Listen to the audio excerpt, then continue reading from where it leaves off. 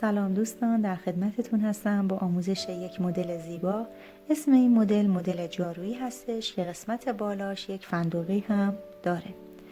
این مدل از 15 تا دونه تشکیل میشه، ولی من برای بافت این مدل اینجا 19 تا دونه سر انداختم. 2 تا دونه به انتها و ابتدای کار برای بافت رکن اختصاص دادم. خب میریم که بافتمون رو شروع کنیم. رج اول هستیم. دونه اول رو به حالت رو بر می داریم. دونه دوم رو زیر می بافیم. این دوتا بافت رکن بافته میشه. از اینجا به بعد تا 2 تا دونه مونده به آخر به مدلمون اختصاص داده میشه که 15 تا دونه هستش. دونه اول رو زیر می بافیم. یک ژوته میندازیم. دوباره یک زیر می بافیم. 2 تا دونه رو می بافیم. دوباره یک زیر می بافیم. دوباره 2 تا دونه رو می بافیم. یک زیر. دوباره 2 تا دونه رو. دوباره یک زیر. 2 تا دونه رو. خوب نگاه کنید. از این ژوته‌ای که انداختیم، این ژوتمون اینجا هستش. زیرهامون، دونه هایی که زیر بافته شده، 1 2 3 4 5 تا باید باشه. 4میشو اینجا بافتیم. یک زیر. حالا باید دوباره یک ژوته بندازیم. یک زیر. این 15 تا دونمون اینجا تموم شد. این 2 تا دونه بافت رکن هستش. زیر و آخری هم زیر بافته میشه. برمیگردیم رج پشت کار. دونه اول رو به حالت رو بر میداریم. دونه دوم بافت رکن هستش. بافت رکن چه در رج رو چه در رج پشت کار باید زیر بافته بشه. خب این 2 تا دونه رو بافتیم. دونه هایی که به شکل رو دیده میشه، رو و همچنین ژوته هایی که انداختیم، رو می بافیم.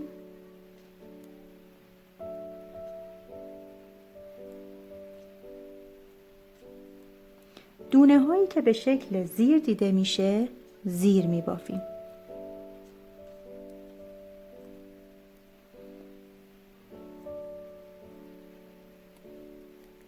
پس دونه هایی که به شکل زیر دیده میشه، زیر می بافیم. دونه هایی که به شکل رو دیده میشه، رو می بافیم. این دونه زیر هستش، زیر بافته میشه. 2 تا زیر. یک رو. 2 تا زیر.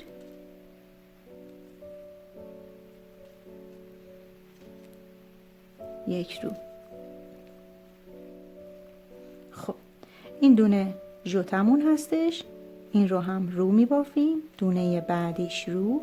2 تا دونه آخر بافت رکن هستش. زیر بافته میشه. این رج دوم. رج سوم دوباره دونه اول رو بر می داریم. دونه دوم بافت رکن هستش. زیر می بافیم. خوب دقت کنید، اینجا الان یک حفره داریم. بعد این حفره، بعد ژوته‌ای که در رج قبل انداختیم، دوباره باید یک ژوته بندازیم. یک زیر. دونه بعد زیر. اینجا بعد این حفره دوباره باید یک ژوته بندازیم. بقیه دونه ها به همون شکلی که دیده میشن میبافیم. یک زیر، 2 رو. دوباره یک زیر. 2 تا رو. یک دونه زیر. 2 تا رو. یک دونه زیر.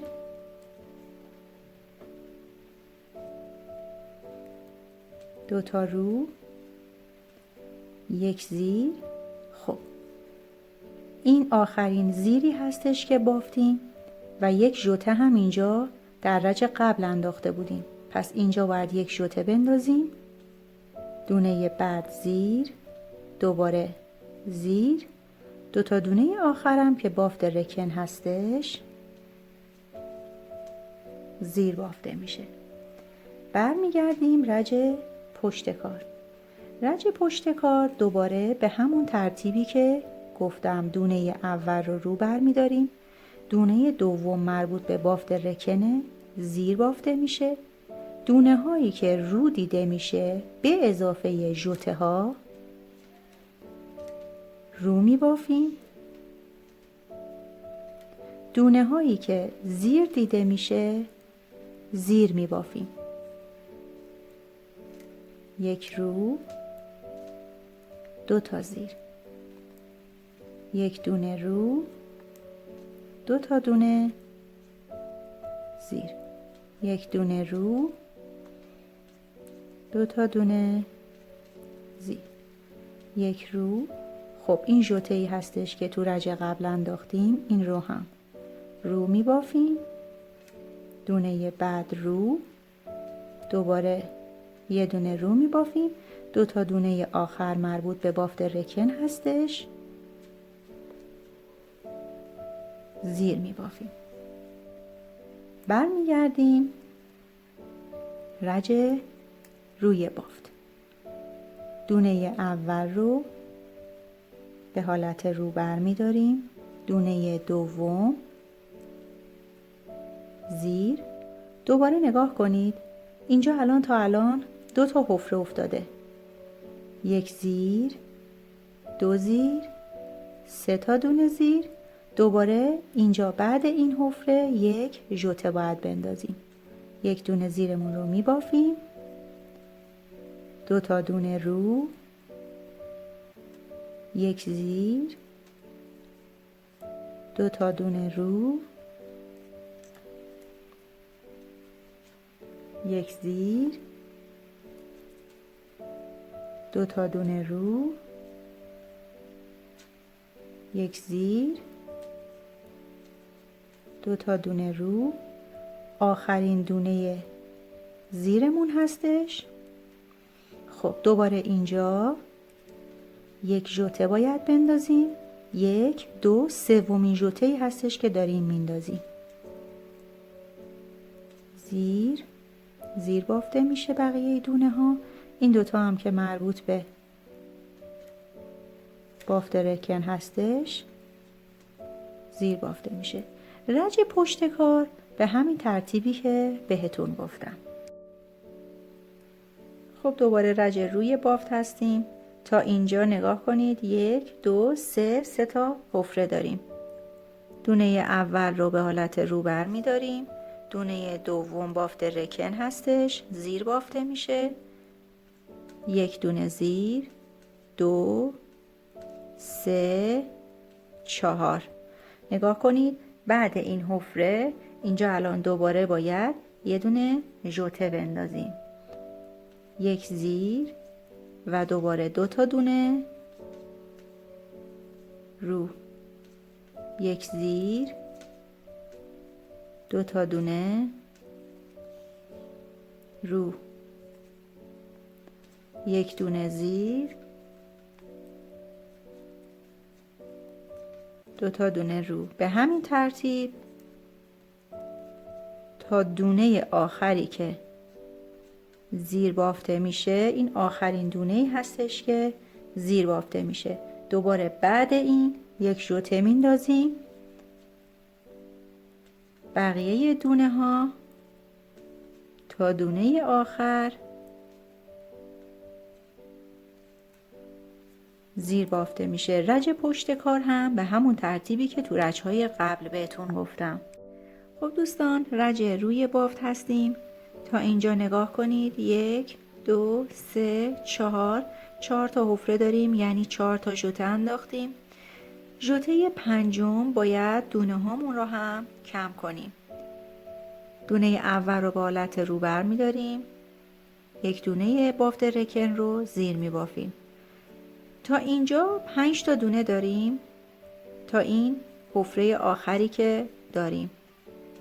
1 2 3 4 5. این 5 تا دونه رو زیر بافتیم، یک ژوته میندازیم، یک دونه زیر، دونه بعد رو. حالا از اینجا به بعد دونه هامون رو کم میکنیم. این 2 تا دونه رو خوب نگاه کنید، یک دونه زیر بافته شده، یک دونه رو، با هم دیگه زیر میبافیم. دونه بعد رو بافته شده، رو میبافیم، دوباره یک دونه زیر، یک دونه رو، با هم دیگه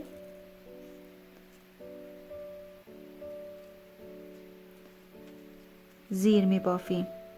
دوباره یک دونه رو، خوب دقت کنید این 2 تا دونه رو، دوباره این 2 تا دونه رو با هم زیر میبافیم. دوباره یک دونه رو، 2 تا دونه آخر هستیم، این 2 تا دونه رو با هم زیر میبافیم. دوباره یک ژوته میندازیم، بقیه دونه ها رو تا پایان رج زیر میبافیم. خب حالا توی رج پشت برمیگردیم. رج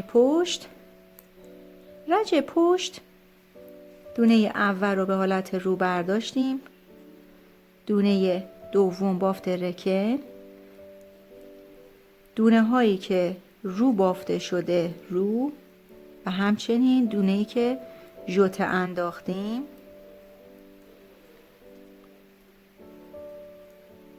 این دونه زیر هستش، یک زیر، یک رو. پس اینجا دیگه مدلمون به یک دونه زیر، یک دونه رو تبدیل شده.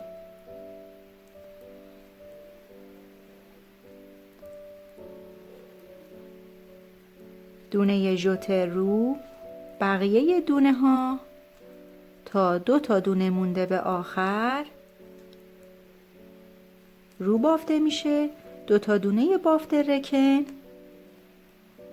زیر بافته میشه. برمیگردیم رج روی بافت. دوباره اینجا هم کم کردن داریم، هم ژوته داریم. خوب نگاه کنید، 1 2 3 4 5. 5 تا حفره داریم. حفره ششم رو میخوایم درست کنیم. 2 تا دونه اول زیر، 1 2 3 4 5 6. 6 تا دونه زیر بافتیم، یک ژوته. خوب نگاه کنید اینجا الان دونه اولمون زیر هستش، اون رو زیر میبافیم.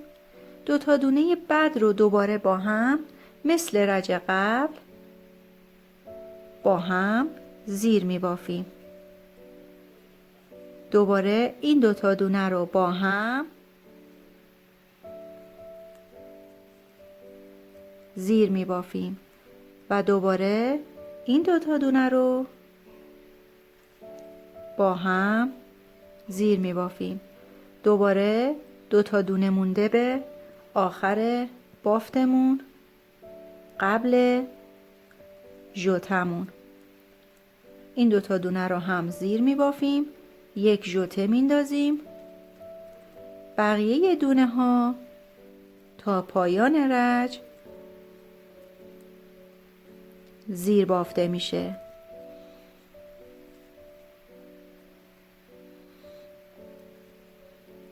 رج پشت کار اینجا کم کردن داریم. خب 2 تا دونه اول بافت رکن هستش، 1 2 3 4 5 6. نگاه کنید این ژوته هستش که تو رج قبل انداختیم. این ژوته و دونه کناریش رو با هم رو می بافیم. به این صورت رو می بافیم. پس تو این رج کم کردن هم داریم، یعنی تنها رج پشتی که دونه میخوایم کم کنیم رج یکی مونده به آخر بافتمون هستش. حالا نگاه کنید، این ژوتمون تو رج قبل هستش و یک دونه‌ای که باید مثل اینجا کم بشه. 3 تا دونه وسط رو با هم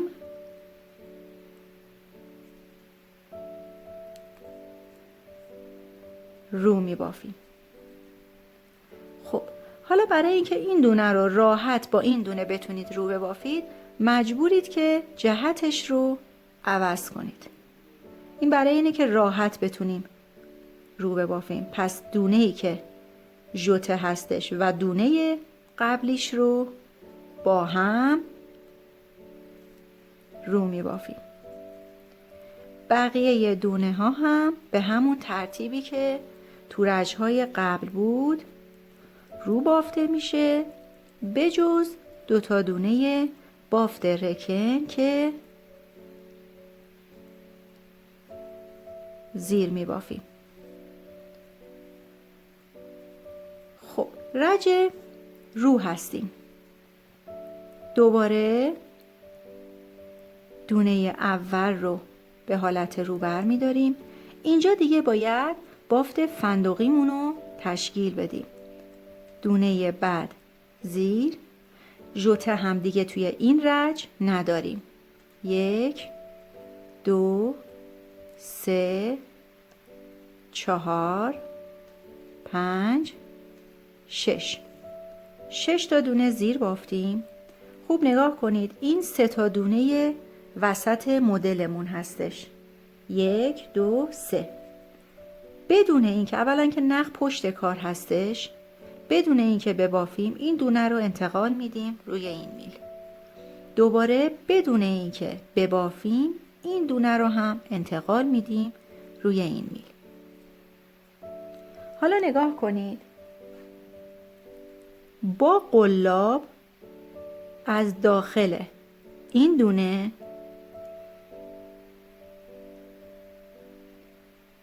رد میکنیم، یه زنجیره میزنیم. نخمون رو یک مقدار میکشیم، نخ رو دور قلاب میندازیم، داخل همین حفره‌ای که زنجیره زدیم 1 2 3 4 5 و 6. چون نخ من نازک هستش 6 بار نخ رو دور قلاب انداختم. همه دونه هامون رو با قلاب میکشیم و یک زنجیره پایان کار میزنیم. یه مقدار این نخ رو میکشیم. خب قلاب رو کنار میذاریم، دونمون رو فندقیمون رو جلو میاریم.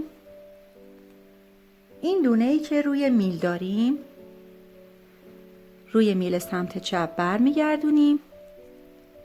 این دونه اول رو هم که نبافتیم روی میل سمت چپ بر میگردونیم. نوبت میرسه به این دونه فندقیمون. این رو هم به همین صورت روی میل بر میگردونیم. نخ رو پشت کار میبریم. اینجا حواستون باشه که نختون رو یک مقدار بکشید که فندقیتون شل نشه.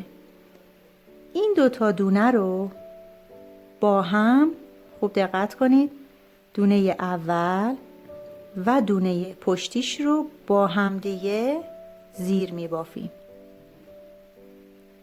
دونه بعد رو هم زیر، دونه بعد رو هم زیر. اینجا الان فندقیمون درست شد. بقیه دونه ها هم تا پایان رج زیر می بافیم.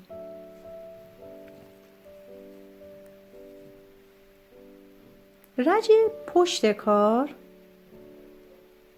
دوباره آخرین رجمون هستیم. بافت رکنمون زیر بافته میشه. اینجا دیگه همه دونه ها باید رو بافته بشه. دیگه دونه ای نداریم که زیر بافته شده باشه. فقط یه نکته هستش که اینجا میتونید این کار رو انجام بدید، میتونید انجام ندید. من برای اینکه پشت کار تمیزتر بشه، این نخی هستش که برای بافت فندقی پشت کار انداخته بودیم. این رو به این صورت روی میل سمت چپ میندازیم. این دوتا دونه رو با هم ببینید، این دوتا دونه رو با هم رو می بافیم. چرا این کار رو انجام دادم؟ برای اینکه این نخ دیگه پشت کار معلوم نشه. بقیه دونه ها رو هم تا 2 تا دونه مونده به آخر رو می بافم. 2 تا دونه آخر بافت رکن هستش، زیر بافته میشه. این میشه شکل بافتمون. به همین راحتی.